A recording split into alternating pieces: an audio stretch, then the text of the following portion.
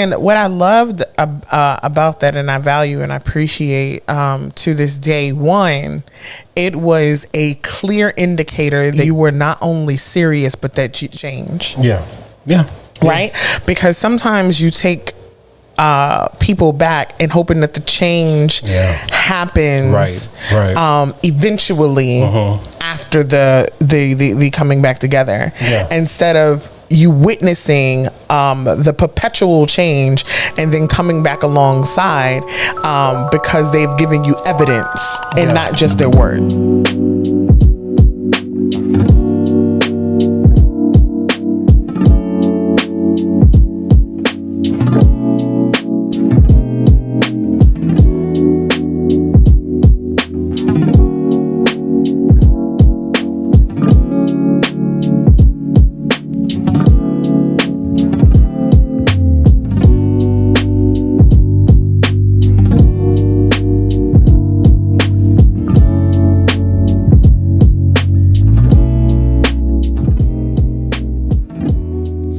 Hey guys, you already know. Do I even have to say it anymore?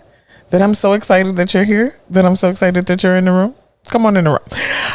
Welcome back to another episode of the Shattered Whole podcast, where we talk, feel, and heal by doing what? Acknowledging our hurt, claiming our healing, and living as a new creation. And it's part two. Look, didn't I tell you I was going to keep my word? I told you I was going to do it. And guess what?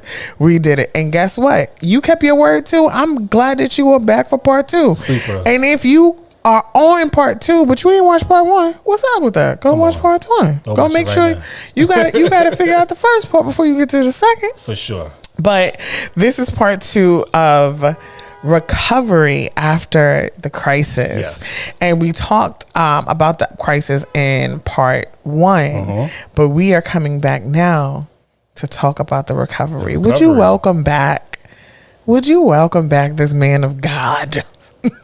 this my husband. Come on, Mr. Leighton Jones. Yes. Thank you, wife. Thank you. Listen, I'm so glad that you came back. I'm so glad that we get to share this. It's really a testimony, right? Yeah, for sure. Like that's what it is. It's a testimony, but I think sometimes that let me say this. I am a person who learns better with understanding the tools of how you got there.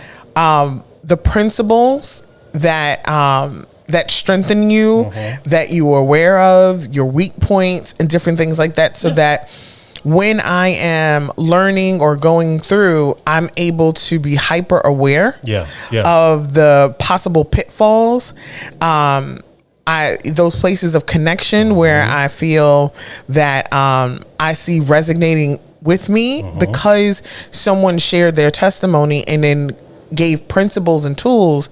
I then in my own life can see, I don't have to stay in, even if I fall in, I don't have to stay in those same places. And so that's really important. That's really important. I'm really grateful that that you agreed. Because the power of agreement is a whole nother story, but it is the most powerful tool you have in your marriage, and being able to come back and just talk openly, honestly, about some areas of fall, but areas of growth and learning and principles of strength. And as we said, the recovery. And then the last episode, I said, we didn't just recover.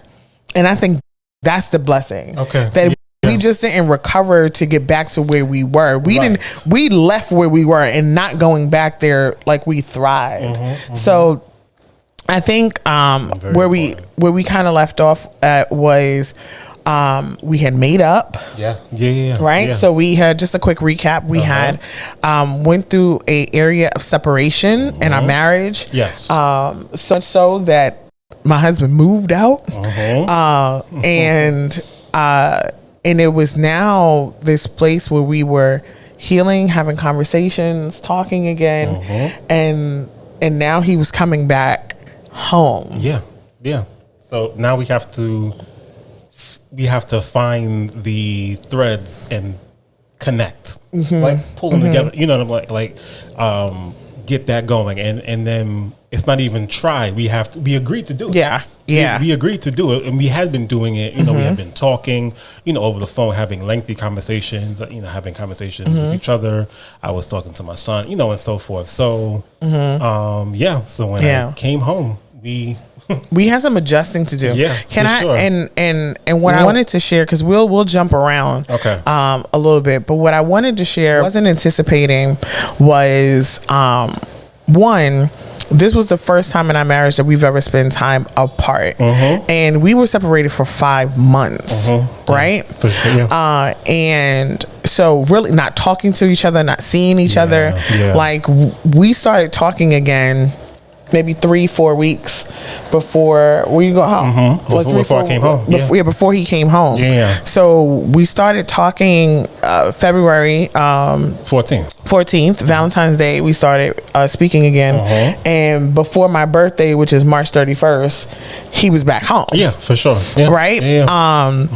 And I was so excited over the phone. Yeah. I was real excited over the phone for him to come back. I was like, okay, we're here, we're doing this. This is great. Like we're falling asleep, on the phone with each other, waking up in the morning. Good morning, man. Like we're teenagers again. But when he got to the door, I was like, her eyes, she was like, hey. And I was like, oh. Okay. Yeah. I was like, hey, okay. I thought that my body was ready for what my mind and my mouth said. Right. But it wasn't. It felt like there was a stranger walking into my house. Yeah. And I had pushed reset, right? Right. We pushed reset. So like I literally came in and, we had to begin like the conversations, you know what I mean? And kind of establish new ways of, of doing things, connection. Yeah. So, yeah. Cause he was very excited to see me. Yeah. And I was shocked and stunned. Right. And I didn't understand why I was so nervous, why I was so scared. Like I didn't know this person. Right. And even when he went to like hug me, it felt different. He smelled different. He lost weight. I was like, I was about to bring that up. I was like, who this guy? Who this skinny manny? Who this dude? Who this thing? And first thing I did was gave him a COVID test. I was like, sit down. Let's get this COVID test in here. Because and the 15 minutes we just spent, kind of staring at each other, talking. Idle conversation, just kind of reacquainting, just he kept trying to touch me, making jokes. Like, I was like, you gotta put feelers. You gotta see, like what's happening. Yeah. And and I remember he actually was like, "Can I kiss you?" Yeah. And I was like, okay. You did say that. And he did. Yeah. And I was like, uh-oh. Uh-oh. Yeah. We have a problem. Right. Yeah. Because I am a woman that if I don't trust you and I'm not comfortable, my body won't connect. I am a mental stimuli. If mentally I am not stimulated, my body will not comply. Right. It's not going to respond. It's not going to respond. Yeah. So that was, and you told me. You gave me. I was honest. Yeah. She gave me feedback. Like I think like that evening, you're like probably later. He was like, listen, it's going to take some time. Like I was like, you're gonna have to court, right? You're gonna have to. Well, that was said before. Oh, before, so before, while we were still apart, she definitely said, okay, you're gonna have to court me, and I began that process. Yeah, like, for sure. And it'd be really haven't like stopped. You know what I mean? Haven't stopped doing that. So hence, I'm like, right. So so that part had already commenced, but the process of physically, reconciling, because that's another thing. Your mind can, like that's the first step. Yeah. But your body has to follow suit. So now you have to, we had to kind of fit together. Yeah. And I want to also say, because I don't think that we had said it in the previous episode. One of the things that before he came home that we agreed to was there was some things that I needed him to do, and I think vice versa. We both needed to get done. Was one, therapy, for sure. Making sure that we went to couples therapy, and individual therapy, and also he had to talk to our spiritual father. Right. There needed to be also he had to also implement accountability partners. Yeah, absolutely. From mature men that would hold him accountable for his actions. Because here's the thing. Part of the reason why we broke was that there was either a non-utilization or underutilization of the community resources that we had. Yeah, it was a non-utilization. Yeah. Like I just I went unchecked. I went unchecked, as far as because I projected, and presented as, hey, everything's fine. Right. So but when there's an internal crisis, getting ready to spill over, but nobody knows this, what I mean? So that's what had happened. So that was the result. So I wanted to, we both agreed that when I came back, it would be different. It had to be a turnaround. Yeah. It had to be a full 180. So and part of the reason why it was so important for us to have couples therapy and individual therapy was I am a huge believer of, I deal with the past. I don't throw the past in your face, and there's a difference. Right. I do not weaponize past mistakes in order to stick it to you to get my point across or to try to have an upper hand. Right. I'm not looking to dominate you. You're not looking to dominate me. Right. I'm looking to have a vibrant, thriving, enjoyable marriage. Yeah, for sure. Like that's the goal is that. Yeah. And the mission that God has for our lives, like all of that. Like I want to be joyous and happy and have peace. And so also I don't want to tussle with the person that I say that I love. And here's the thing, there's a difference between having points of growth where where there's a disagreement and there is like we need those things. We're two individuals. We need those points in order to grow. You gotta grow. Like that's how you grow. But the friction for no reason. We didn't need that. Yeah. I think that the therapy was huge for us because it allowed, because in the last episode I remember saying I was choosing transparency, I was choosing vulnerability, right? I was choosing accountability. So the therapy was instrumental in that.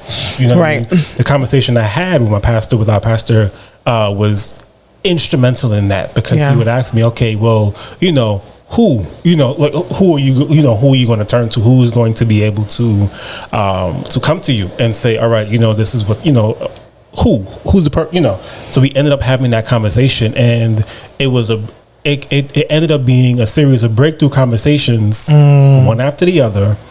And then when I came home, and then this is what you say about, us jumping around, I ended up having to have hard conversations for those who I disappointed.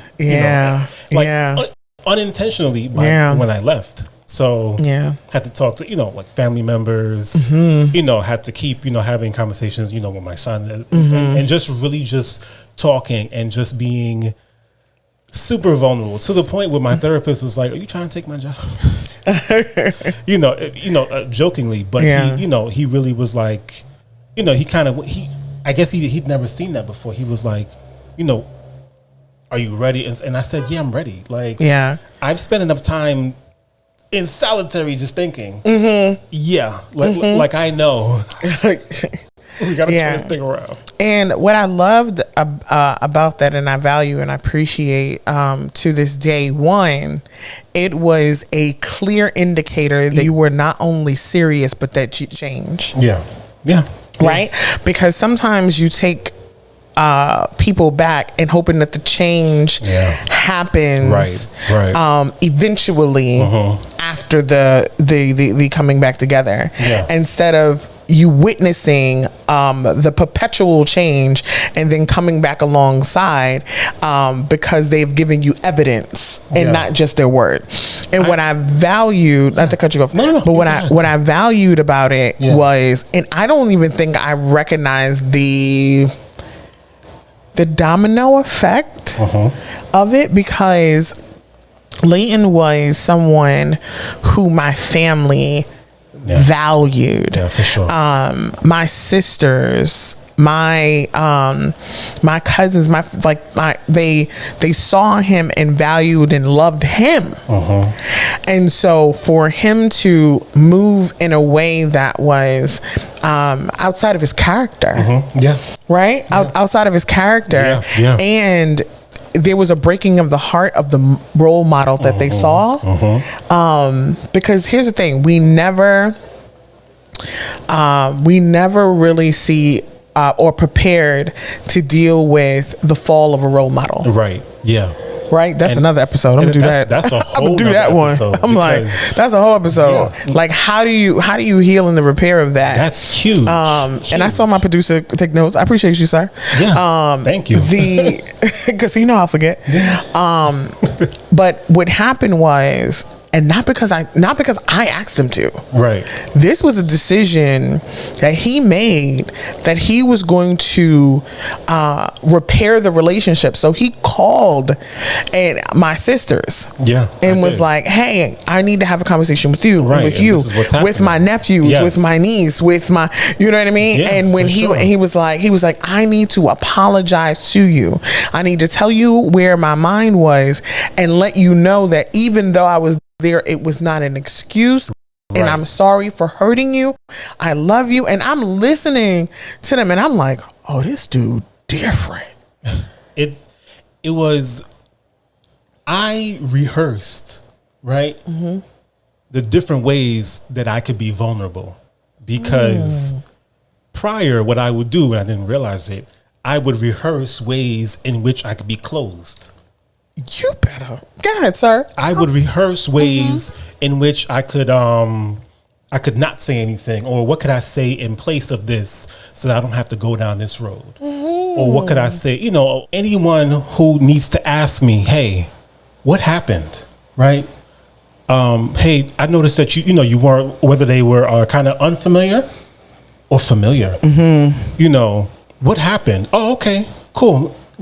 How far should I flip? Because everybody's not going to get, I guess it's weird. I guess everybody's not ready for every part of the book, but you can still flip to every page, if you need to. It was a pretty lengthy exposure, though. Yeah, no, for sure. Yeah. I remember one of the things that we had did from the beginning of our marriage, and the crazy part is, we can almost pinpoint, I think, the elevation of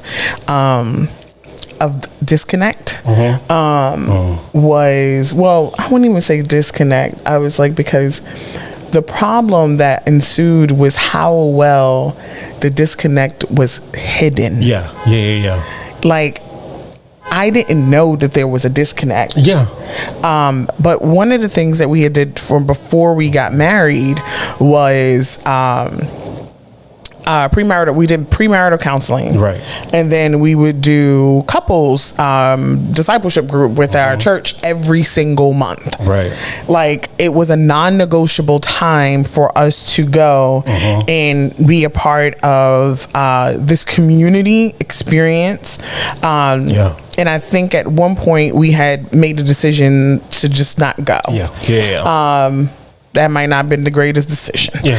Agreed. And one of the things is, we were like, one of the decisions that we had made to go back to discipleship group every month. And in the session, they were like, hey, we're having this, conversation about, points of disconnection within your marriage. And they were like, anyone who wants to speak and kind of go, like, we can talk about it. And I looked at Samara and I said, yeah. She said, I don't know how far you want to go. Because it wasn't. Here's the thing. Leighton's always been a private person, and I am very much open. Hence the podcast, right? Like, I am more willing to kind of share my whole world, to an extent. And he shares his world intimately with particular people. Right. Not broadcasting it, I'm like, let's do it all, Jesus. Do it, guys. But I took a page from your book. And I broadcasted it. Yeah. And he was like, and I was like, well, and I remember muting the Zoom. And I go, hey, how much, how far do you want to, I want to go? He was like, everything. I said, everything? It's fine. Because I had already made a decision. I would be, on the way back, afterwards. And I just realized, so here's the thing. I am very self-aware, right? I'm, one of those guys. I'm very self-aware of pretty much, like of what I say. I don't remember everything, but I'm self-aware in the moment when I'm saying it. So in the moment, the moments during our marriage when I chose to hide behind the disconnect, I did that on purpose. I knew it was happening when it was happening. And I was like, all right, well, this is it. Hopefully it doesn't go too far. Hopefully, I can pull myself out. Like, I was doing it and, like I was aware that it was happening. So now I'm not going to, I'm not going to, kind of do 50%, 60%, 70, we'll save 30 for whatever. No, you're going to get 100 because it doesn't make sense for, and this is something that I also discussed, with my therapist. I said, if I went through something and, and there's a recovery period and everything, who am I to say that somebody else can't benefit, right, from what's happening to me? So my nephew can ask me, my best friend, I talked to him about it, my brothers at church, XYZ, my brothers who have become my brothers, they can ask me anything about it anytime, because that is the purpose of what I went through. Your point of mistake didn't become your shame or prison. Right, exactly. And I wouldn't allow it to be. Right. And you wouldn't allow it to be. And here was my part in it, and I wasn't going to have you relive it. Right. The conversations which that you did amazing at, by the way. You did amazing at that. Please.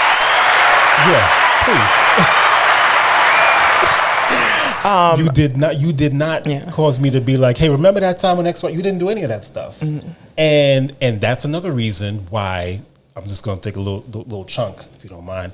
This is why we need therapy. This is why we need to, because I saw the results. You were seeking reconciliation from the, and then you openly admitted, hey, listen, I have some things to deal with XYZ, but I'm not going to put those things on you. And that was that did loads for me. That did loads for me. It helped me out tremendously and allowed me to kind of, okay, let's put these things back together. Let me put some of these ripped pages back together so that whoever needs to read it can read it and be good. That's amazing. I had to ask questions about how I communicated. For I am someone who speaks well.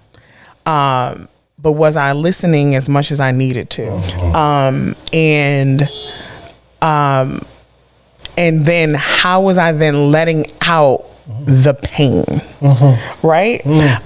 And so I spent time with my therapist letting out the pain. One, analyzing what didn't belong to me as well. Prayer was really, really big. My relationship with God is just unmatched. That's my homie. That's my love. That is my friend. That is my Lord. That is my Abba. And I won't go too deep because I'll start a shit, but it'll so okay in here. And it don't take me long. Okay, I'll go up. But it was also obedience when I didn't understand. Because I was angry. I would go angry, numb. And then I would, but the disappointed was so deep. The disappointment was so deep. And I told God, I said, I won't shut the door. I go, but you have to keep my heart softened. Right.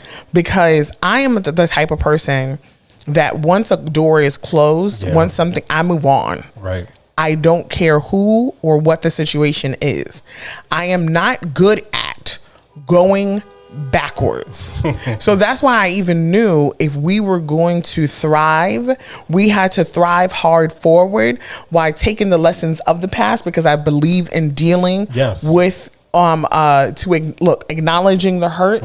I was like, but claiming what we're going to do and then living out that thing. I tell people all the time, like, live like you learned the lesson, but you need to know what lesson you're learning so that you can live like you learned it. That is crucial. Right? Crucial. So that was a really, really, really big thing. And we had to change practices. One of the things was practicing changes within our intimacy. Yeah, for sure. I'm like, it's okay, my son don't watch this podcast. So it's fine. It's fine. We communicate different. Our level of communication is changed. For sure. Like we I am at the point now where I'll just say things, even if I don't think that they matter, doesn't matter. It's still going to come out. And then what ended up happening was, like, maybe a week later after I'd say something that I thought didn't matter, it would become like a thing, and you bring it back up and you would like, oh yeah, I remember when you said X, Y, Z, and I'd be like, oh. Yeah, because I changed the behavior. Right? So, yeah. I'm like, because if I'm aware of something. Right. And if I can do something about it, let me do something. Right. If I need help in that area, if I'm struggling, I'm like, oof. I'm like, that's a hard one for me, because I think, X, Y, and Z, it gave us more opportunities to have a more transparent and thorough conversation. Yeah, for sure. And also strive for one another, I think, more. One of the things that what started to happen when he talks about that, oh, now I'm going to speak everything. Listen, he would vomit stuff and to the point where here's what I recognize that I never was really hearing the fullness of his voice before. Right. And I'm hearing like the fullness of the voice, and like sometimes I'll just be sitting there, my eyes open, like, oh I can't put a cap on it now. Oh no, he got free flowing, because I'm also, here's the thing, I'm also one of those people where if I see something, you see something and then I can't unsee certain things. Gotta talk about, I gotta say something. So if I see something or I notice something, even the most minute detail, I'm gonna say something about it. And again, like she said, it might seem like a flood, but it came, I saw it. I gotta say something. And he's like, is that too much for you? Is that too much for you, Hannah? Are you okay? Because sometimes my eyes be like open because I'm like, oh, okay. All right. I'm like, interesting. Which is exactly what she did. She goes, oh, okay. But I had to get used to now. Yeah. Like, oh, Yeah. that's your point. That's your perspective. Oh, can I just say this? Because it popped up. Please. There was things that he started to open up about, and vice versa, because I didn't realize, how much I wasn't saying because I thought he couldn't handle it, or how I was adapting, making adjustments because I was coddling in places that I needed to speak up. And guess what? We both found out that we both didn't need coddling in those places. We both found out that we could actually handle each other. I can handle you. You can handle me. I'm built for you, sir. We figured that out. I think we were getting Thai food. We were getting Thai food, a nice spot in Brooklyn, and literally I said something, and she looked at me like, "What?" And we had it was a point of spiritual connection. Yeah. And she was like, "Listen, I gotta tell you." He was just like, I didn't understand. I didn't think it kind of opened up it opened up a lot just for her to understand now. Yeah. It's like a new level, Yeah. It was, and then for me, that had been bouncing around the side of my head for a long time. I just didn't say it. Yeah. So, kind of recently, within the last year or so. So now, as I said it, it's weird. Like I said, I'm self-aware. So I'm saying these things. Okay, it's truth for me. That's it. I can't walk it back. And now we're going to move forward. And then, so we're both kind of connected, and it's like a higher level of connecting with each other. And I'll tell you this, there was a point of, I'm very I love the Lord and I love Jesus and I want to be and I want Jesus to be my friend. And I'm just my prayers be different. I'm like, God, I want the relationship that you had with Moses, and I want the obedience that Daniel had with you. And I want, that's what and Leighton used to be like, you're doing a lot. You're doing a lot. You're bringing a lot this way. There's a lot of action coming towards this way. And here's the thing. I was developing as a disciple, and he was stagnant in his discipleship. Right. And what ended up happening was there was a time where it was hard for me to respect or acknowledge his voice the same, because it didn't sound like what I understood. Right. And what happened at that dinner was the first time that my husband poured into me spiritually. Yeah. And it was like fresh living water. And I can't, I'm not going to be able to articulate it well, but it was everything that I needed for confirmation that we were not where we were before. Right. And I knew, I just knew that not only did we make the right decision, but that life was never going to be the same in the best way ever. Yeah. I had opened up channels, which I feel like a lot of, I speak for men, and I might get a little flack, but I was blocking channels, I was blocking my own channels as far as spirituality was concerned, as far as listening to God, obedience, sacrifice, things like that. I was putting limits on those things. So I would let through some things, close the gate. Let through some things, close the gate. It's too much, all at one time or whatever. Frustration and, anger and things like that. Confusion. I would let those things block and be like, okay, they can sit there for a little while. That's cool. I'll be okay with it. Well, I can't be okay with vulnerability and okay with accountability, right? Because those are mature things. Very much so. Especially as a Christian man, those are signs of things that come about, that manifest as a point of maturity. So I can't deal with those things, let those things flow through me if I'm not going to be spiritually mature and act like I know, like I know God, I know the things of God, I know what He's called me to do and what He's telling me to do. Right. And what He's making room for me to communicate with my wife with. Yeah.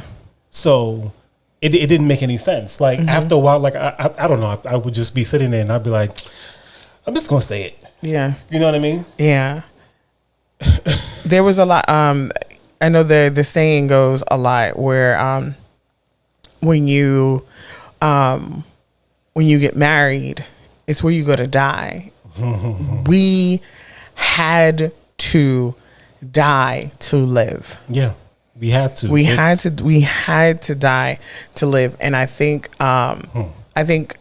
we only hear die, but no one talks about the living, and there is a thriving that happened in the unity. Yeah. Yeah. There was a thriving that happened when we were on one accord. I was about to say because we agreed. Come on. Yeah. We made a decision to agree. To agree. And then here's the shout out to our pastor. My therapist likes to say, my therapist says it all the time. Shout out to your pastor. Yeah. Shout out to our pastor because he preached a sermon on the power of agreement. Yeah. And immediately as I'm sitting there, I'm like, oh, like I realized like this is big during marriage. Yeah. We have to be on one accord. Yeah. You know, or we at least maybe I am opening up to see what your point of view is or you're doing the same. Yeah. But we have to come to a joint agreement. Right. You know, with this we had to say, okay, let's go on the road to recovery together. Mm-hmm. You know, she said, I'll make room for you. And I said, okay, I'll make room for, and then we made room for each other. That was important. Yeah.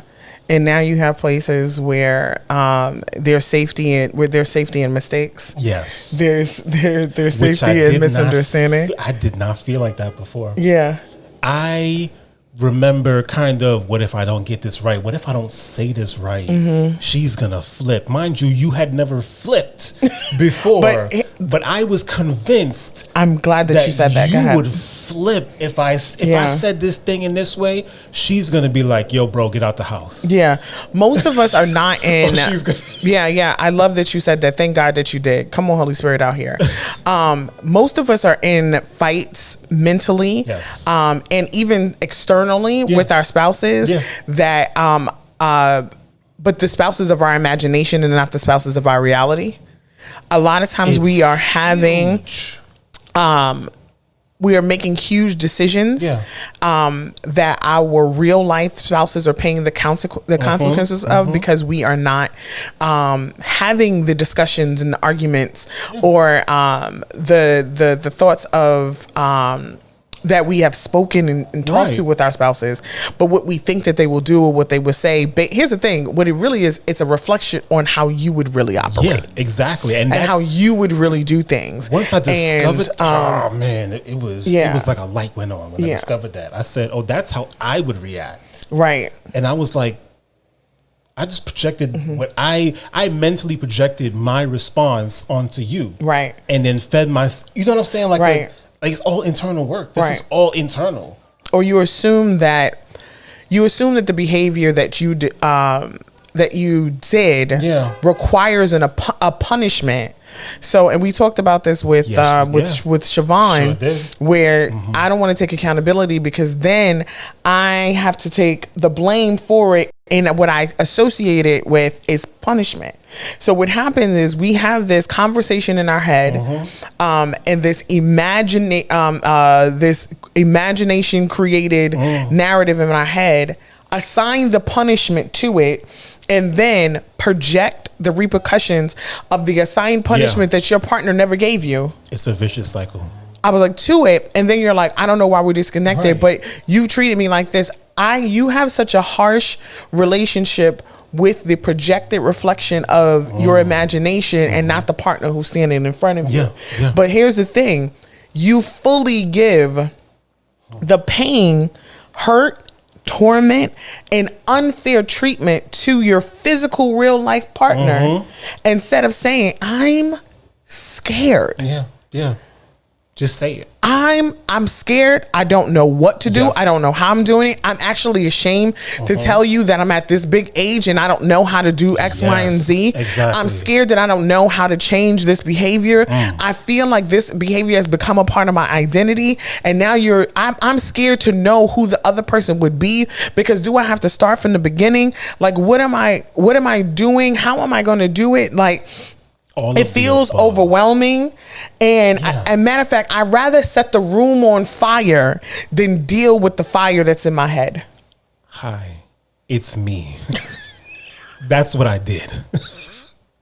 Just being real. Yeah. Like, that's what happened. So that's why I had to walking it back.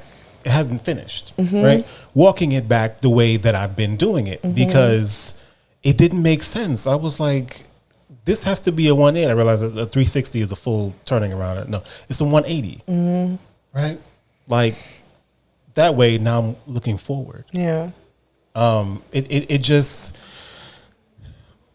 was amazing. Yeah. Still is. Yeah. And so prayer, we pray with each other. We pray for each other. Yeah. Counseling, the importante. Okay. If I said that wrong, I apologize. It's vital. It's very I was like, important. it's necessary. We have check-ins where we are emotionally intimate, and then we started to do something like, can I say that part? Okay. So we schedule physical intimacy. Sure do.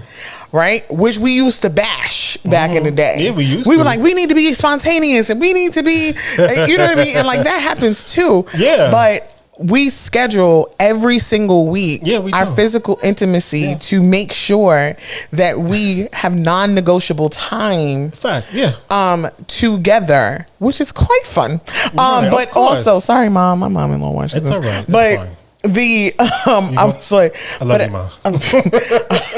I was like, but with that birthed a different kind of level of connection. Yeah.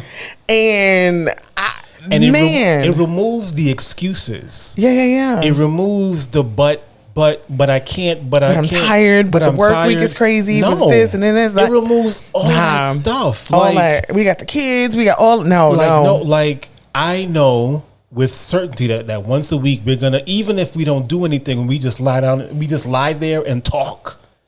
Yeah, that has never happened. Where we started off. Here's what happened. Yeah, we will have times where we were like, "Oh, we don't think we're going to make it to the act, but at least we're going to do is lay there and just talk and then spend that time, and that's okay." Here's the thing: when we took the pressure off, it was huge. Easy. And then every time that, it ended up, like happening. But I was like, but we went in without the pressure of it. But no matter what, the time has to be spent. It has to be. And so just knowing that that's there removes all of the, man, I don't know, or I'm tired today, I didn't get much sleep last night, or I don't think it will. No, there's a safe space within each other. Get you a cup of coffee. It's it's always going to be there. Right. And that for me, that did a lot for me. Yeah. Because as a man, there's not all that I look forward to it, and I still kind of like, dang, that's dope. Because for so long, that was not a thing. That's what it would be a month that go by and be like, when the last time? Yeah. What's that? Right. Oh. And then here's the thing. You would be like, man, I don't want us to be like two ships passing in the night. Yeah. And then for me, whenever I would hear that, I'd be like, oh my, I would want to pull my hair out, because it's the worst possible thing to hear. Yeah. We're in a union together, but we're like two ships, it would just bug me out. Yeah. So just to know that we're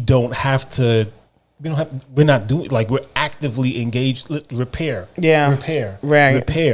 And live and thrive and forgive and love and laugh and do that, and all you had to do was die. Yeah, right. Like, and that's what I want to. I want to make sure I do that. I do that. We have conversations. I have conversations with with my son, our son. Excuse me. But he meant that. Of course, this time. They act like I'm not here sometimes. Just gave birth to him. Listen. And I'll tell him, I'll talk to him, and I'll be like, listen, I am a completely open book. I'm going to give you everything. This way you always have something to pick back up on. If you have a selective memory, whatever, and you don't remember now. Yeah, read whatever chapter you need. Read whatever chapter you need. My book is always open because you're going to, like, there's a reason why I went through it. There's a reason why we went through it. Yeah. You know what I mean? Just to kind of get to this place where the phrase stronger than ever comes to mind. Strong. Like, like I can kind of look and be like, okay, she may be tired today, but I see her pushing through, good job. And then, I'll kind of just, walk by, a little massage or whatever. And you do the same. Yeah, the grace for each other has increased drastically. Yeah. Absolutely. Yeah, for sure. And I think, and just to contrast that, we had been going through things before, like, there were like health issues and things like that, on both our ends. And that made me want to shrink, to the smallest that I possibly could. And so, and then shrinking is the opposite of, hey, this is what's going on. Hey, I don't like this. Hey, I'm so sorry. That I didn't show up, today like I should have, or X, Y, Z. It was the exact opposite. So now I'm like, no, listen, you know what? I'm so sorry, man. I did snap at you. Here's what's going on. Let me kind of, let you behind the curtain so that you can see. And it's not even let you behind the curtain a little bit. Just go ahead and remove the curtain, pin the curtain up, pin the curtain up, you can see, so that you can see exactly what's happening. Yeah, and I like that you said that, because there are moments where the flaws of our humanity are loud. Yeah, super.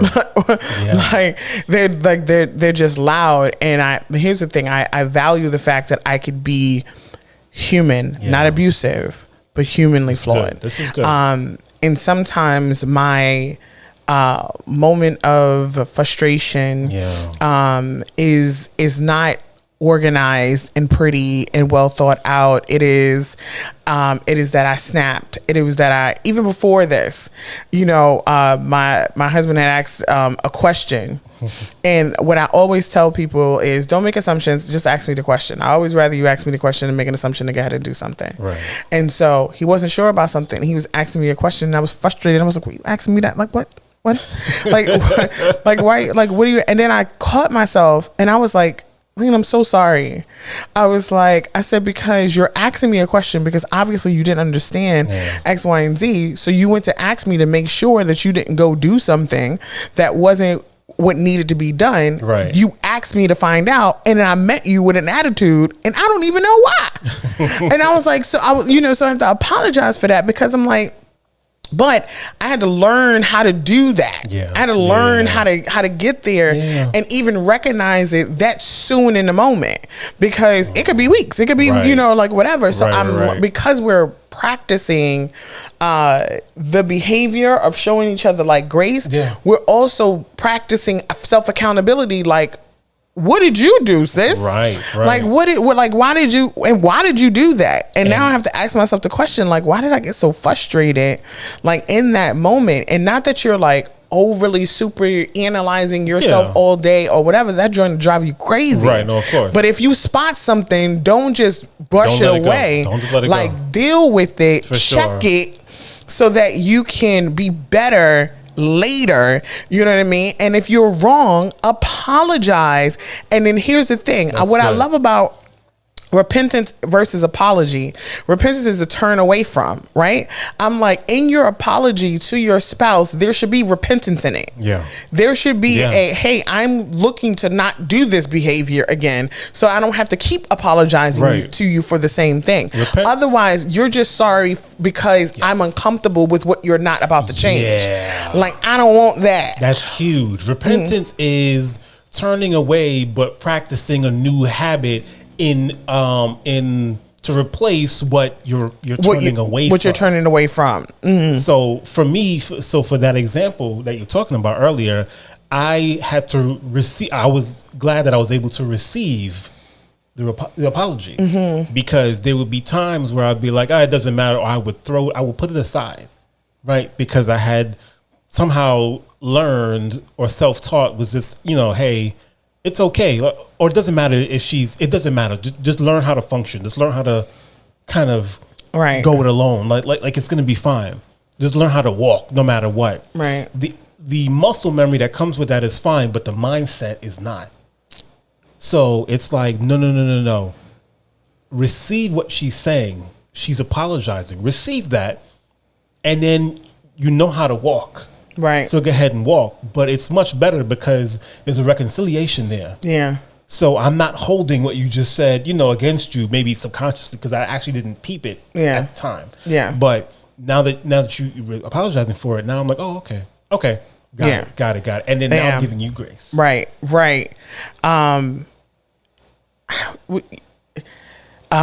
Something that we had learned a long time ago in our we call it CDG, right? Couples discipleship group within our church was your spouse is not your enemy, right? Yeah.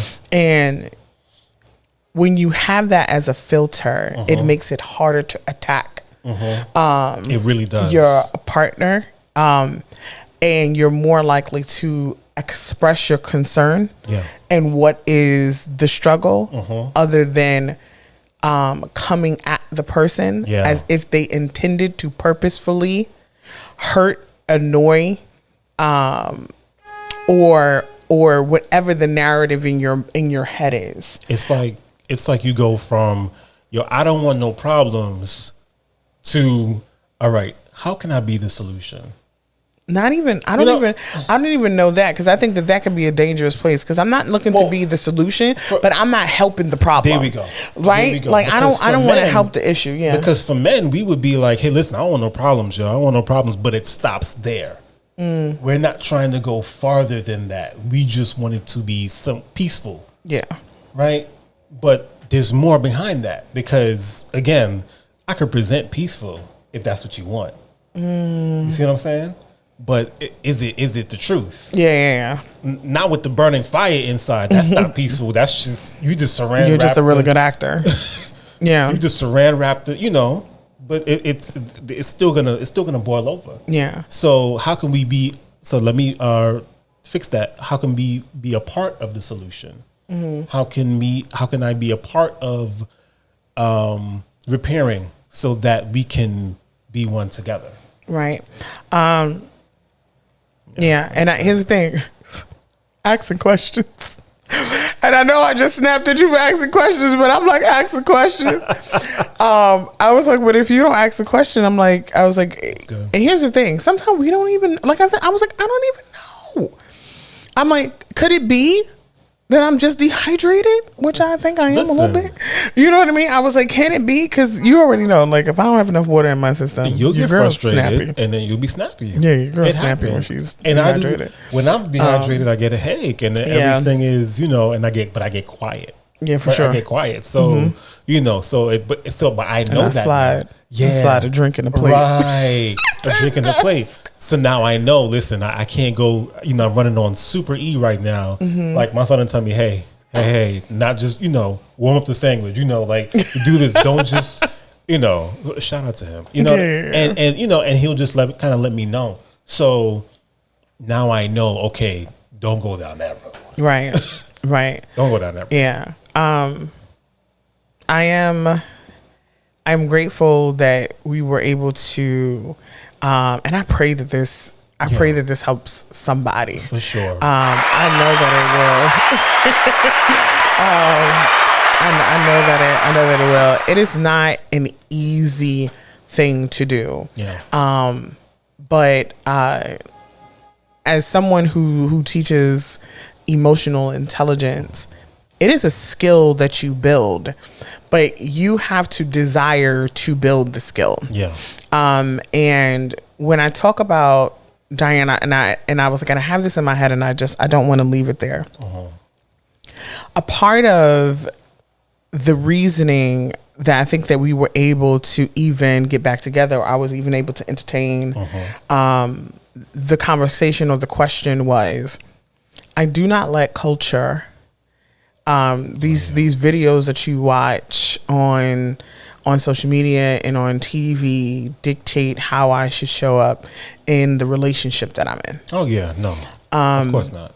It is really important for you to take a clear inventory of what you are willing to do, because it's not, no break in a relationship is 100% the other person. Right.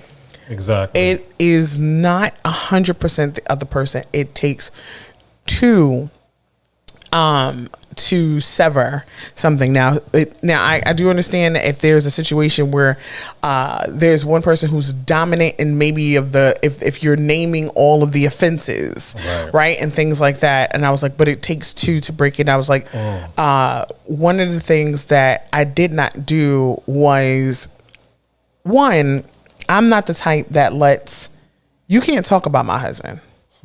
So even when we were apart and people were upset about it, you don't have permission to talk about my husband crazy. Right.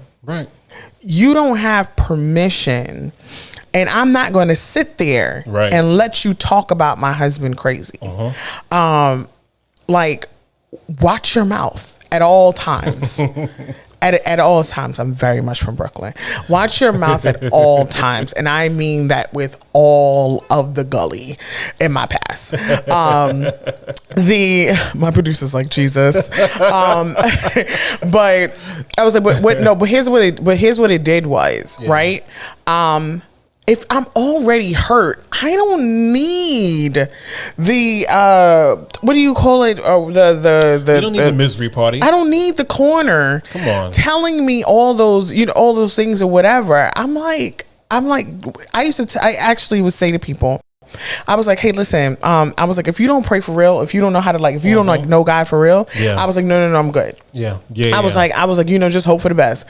I was like, because I need people who pray for real. Yes. Like I need people who know God for real to really go to the throne for me and I was like, for my marriage. And one of the things that I had prayed for my husband, I was like, what happened first was he had a broken relationship with God before he had a broken relationship with me. Absolutely. And I was like, here's the thing. If he don't get his relationship right with God, he can't be the man for me. And that's the thing. Like it had to.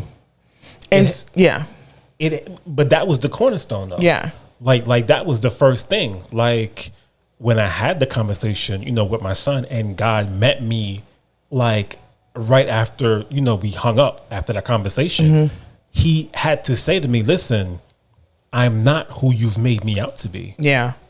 I'm not, and so, and then that I had to kind of walk it back, expose myself, in certain areas, and just kind of, and again, the conversation that I had with my spiritual father was groundbreaking, because he would say, I gotta say this, he said to me, as a man, this is so important. He said to me, "Oh, I know what you're going through. I know what you went through," and that was huge for me because I'd never heard, nobody had ever said that to me before. So it was like, hey, I know what you're going through. Wait, what? Yeah. Like not for real? You know what and then you were not alone. But that was huge. Can't blame for me me. on having all that Michael beforehand. but that was huge for me. So once I realized that, I said, okay, I don't have an excuse anymore. Yeah. I don't have a you know what? Let's rip the bandage off. Yeah, and go in. And let's fix this wound for real. Yeah. Yeah. And I watched you take it and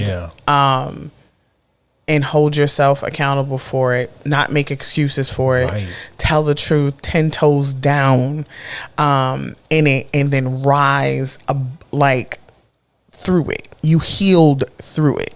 You didn't go through it. You healed through it, and you healed so many others because of it. We didn't even talk about this episode is going to be too long, but go ahead. We're quick. Okay. So, so after that first initial part where, we were like, listen, how much, you want to tell and I was like 100%.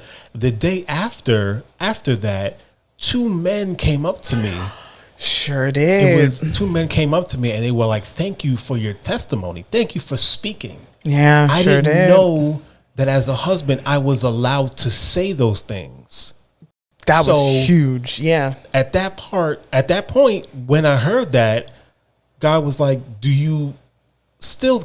Because the way God talks to me, you know, He kind of addresses like the skeptic in me, you know, right? So He goes, "Do you still think that it was, you know, unwise to go?" And I go, "No. I know now. I know now. Like." Yeah.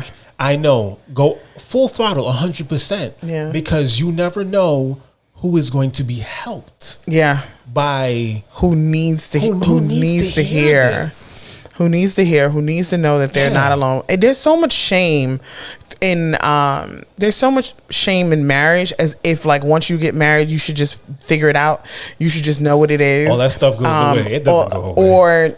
Or that it's either did you fight hard enough or whatever, or you just get divorced, right? And I was like, sometimes divorce seems like the easier outcome, right? Because you can just break away and break free, because there is so much shame in dealing with you and what you have contributed to the devastation of the marriage. But if I can just say this part, the same way you come to this, they go, you come to this marriage to die. I was like, to have the life of the after, there's multiple deaths. There's multiple deaths. And the marriage doesn't have to die, but that version of behavior has to die. That thing gotta go. And if you're willing to let that thing die so that this can live, you'll find out exactly what you can accomplish and what you can be victorious in. Listen. And you're capable. And I think there's this thing, well, I don't want to lose myself. And here's the thing. You are willing to lose yourself when you go to when you were like, hey, I need to go to the self-help group. You want to lose that version of you that's not serving you. It's the same thing. It's the same thing. You need to lose that version of the relationship that's not serving it forward. It was working when it worked. That part is dead. Now it's time to find out this constant, this resurrection that needs to happen. In this space. And I'm like, and what was the problem is you are forfeiting the victory of after because you were so scared of letting go something that's dead anyway. Man, all I can think is I'll sacrifice these things that I'm holding there that are toxic if it means that we can be great together. Right. If it means that I can be great with you, if it means that you can be better because of what I put aside. Yeah. Like that's the whole thing. Yeah. With marriage. So I'm gonna put aside that stuff. Yeah. I'm gonna layer by layer. I'm gonna cut it. It has to shed. It has to go. It has to. It has to go. And I'll end with this.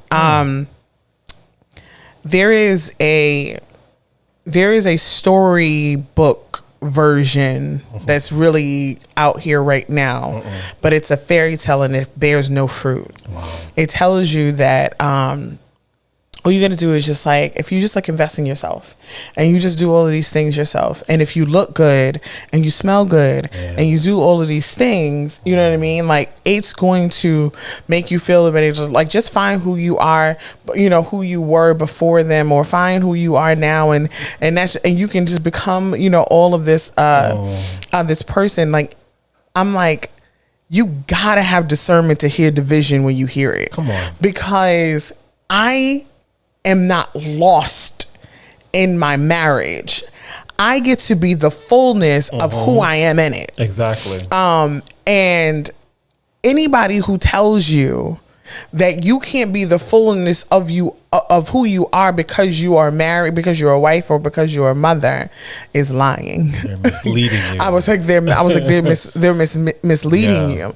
Now here's the thing: there may be some tools that you need to adapt into the relationship that you are, so that you both understand how to do that. Yes. There's this thing that we all should just know how. Who the heck taught us? Who the heck taught you how to do this thing? Right? What you see is what you're going to mimic. Right. And now here's the thing. You didn't see go find the resource. So if you didn't see if you didn't see that thing that was fixed, okay, that's fine. Would you just go find? Because I didn't see it. I didn't see what we're doing. Yeah, we didn't see. Nope. We were blessed to be able to see a couple of marriages in our church. One that we value most. We've done mentioned them so many times. Is like our pastor and our first lady. Yeah. Not because they're perfection, but because they are willing to be transparent. Yes. And they are willing to go through hard processes to have victorious life. And guess what? They happy. Joy. And I'm like, okay, how did you get there? We work on it and we talk and we make time for each other. Here's the thing. As a black man, I'm like, oh, how you get there? I want to get there. I don't want the static and the rumbling and the beef. No. Right. Why would I want beef with you? Right. Right. Like, Yes. Yeah. So listen, I am so glad that as you can see, we can go on and on, but we not. But this episode has blessed me, and I pray that it has blessed you. I want you to remember that I see you, that I'm listening, that I love you. God bless.